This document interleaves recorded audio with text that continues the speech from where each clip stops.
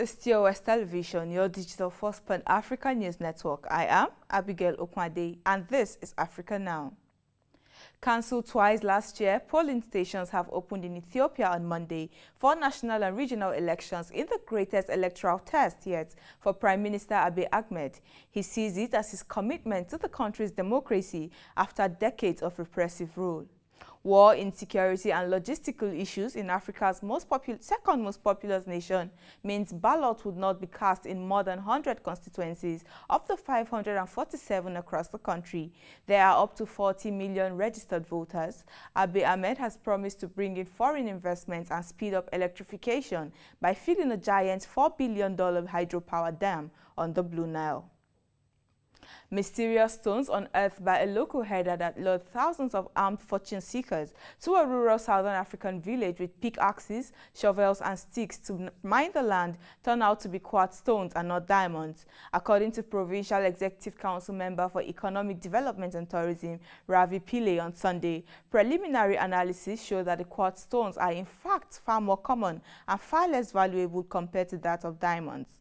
The South African government adds that the zone is not known to have any diamonds and that those who port to the small Wahuzulu natal village should vacate the area as it could carry risks such as environmental damage and exposure to COVID-19. Nigeria's Amina Mohammed has been reappointed for a second term as Deputy Secretary General of the United Nations. Secretary General Antonio Guterres made this known on Friday to journalists after taking the oath of office for a second term by the UN General Assembly. Amina Mohammed served as Nigeria's Minister of Environment from 2015 to 2016. She is a diplomat and politician who is serving as the 5th Deputy Secretary General of the United Nations. Now, forces loyal to Libya's eastern-based commander Khalifa Haftar have closed the border with Algeria and declared it a military zone in which movement is prohibited, says the Moral Guidance Department, a Libyan National Army media unit, on Sunday. Haftar, Libya's national army, last week sent troops into southern city of Sebha, which was already allied to eastern forces, and then on Saturday to a southern border crossing with Algeria. Haftar was put on the back foot last year after the collapse of his 14-month offensive against Tripoli.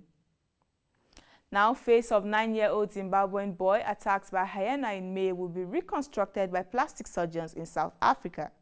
Rodwell Komazana lost his nose, left eye, most of his upper lip, bits of his forehead and other parts of his face when he was attacked during a nighttime church service outside Harare on May 2nd. Plastic surgeon Ridwan Mia and his team would perform exploratory surgery on Monday, after which they will schedule a complex operation expected to last around 20 hours. Donations are expected to cover the cost of hospitalization, which is expected to last at least a month. This is your digital first pan-African news network, TOS Television. You are watching Africa Now. We move to business after the break, so stay tuned.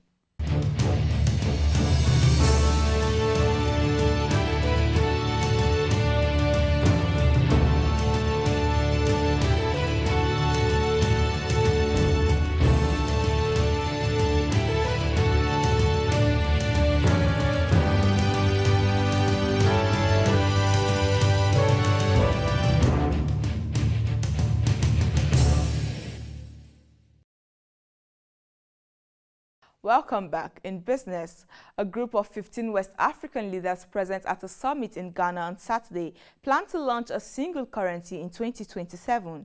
Jean-Claude Cassibro, president of the ECOWAS Commission, says the shock of the pandemic suspended the implementation of the Convergence Pact in 2020 to 2021. The countries hope the single currency ECO, which replace the CFA francs, will help to boost trade and economic growth. The Japanese owners of giant ever-giving container ship that blocked Egypt's Suez Canal in March have made a new compensation offer, says the Suez Canal Authority lawyer Khalid Abubakar, to a court hearing over the ship's detention in Ismailia. The Suez Canal Authority demanded $916 million in compensation for losses incurred during the period the ship was grounded across the canal. The request was later lowered to $550 million.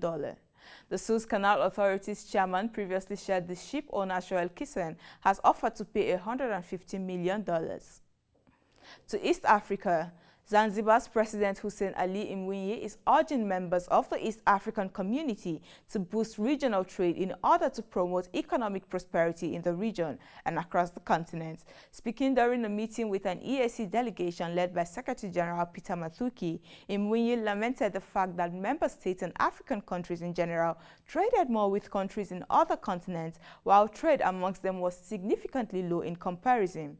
Mwinyi urges the bloc to push for certification standards to be harmonized across the region to prevent incidents such as retesting import goods already certified in member states.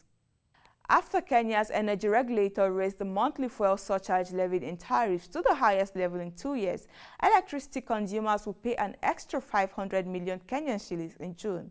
The Energy and Petroleum Regulatory Authority on Friday increased the fuel surcharge from 2.92 Kenyan shillings per kilowatt hour last month to 3.63 Kenyan shillings, the highest level since May 2019. This development is as a result of low water levels in the hydroelectric dams across the country. Now in sports, Kenya's Football Federation has suspended select football leagues in 13 counties in the western part of the country for a month following a surge in the number of COVID-19 cases as directed by the Ministry of Health. Football Kenya Federation says leagues in the remaining counties not affected by the government directive will continue in strict adherence to COVID-19 protocols. It adds that it will continue negotiations with the government to ensure home games involving teams from the top 3 men's football leagues can be played in neighboring regions. That is Africa Now. For more updates, to visit our website at www.TOS To follow and like our social media handles on Facebook, Twitter, and Instagram. And remember to subscribe on YouTube. To stay with us and enjoy more programs on TOS Television Network. I am Abigail Okwade. Thanks for watching.